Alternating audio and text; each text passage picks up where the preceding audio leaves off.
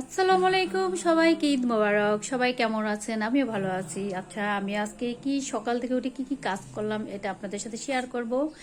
মানে কাজটা হলো রান্নার কাজ।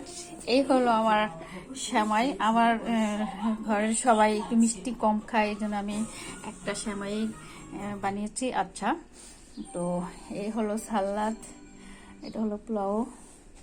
আচ্ছা, এটা হলো ইলিশ মাছ। ইলিশ মাছ ঝোলের জন্য দেখা যাচ্ছে না ভিতরে।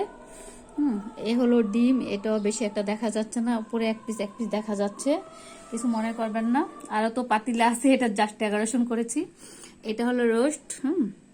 আচ্ছা, এ হলো গরুর গোস। আচ্ছা, গরুর গোস বললে আবার সবাই কিছু কিছু কিছু মানুষ আছে বলে আনস্মার্ট। নো, আনস্মার্ট না, আমি অনেক স্মার্ট। জাস্ট এটা হলো আমরা গরু গোস, এটা মানে আমাদের হাদিসে গরু গোস বলাই ভালো। হ্যাঁ, আমাদের নিয়ম। তো এই হলো আমার আজকের রান্নার আইটেম। এটা গরুর গোস, রোস্ট, ডিম, ইলিশ। আচ্ছা, ইলিশটা হলো আমি নারকেলের ইয়াথা আর কি পানি আর আর আপনার ওই যে সরষে বাটা বাদাম দিয়ে এটা জাস্ট আমার করা। আর এই হলো পোলাও। তো এই হলো আজকে আমার রান্নার আইটেম।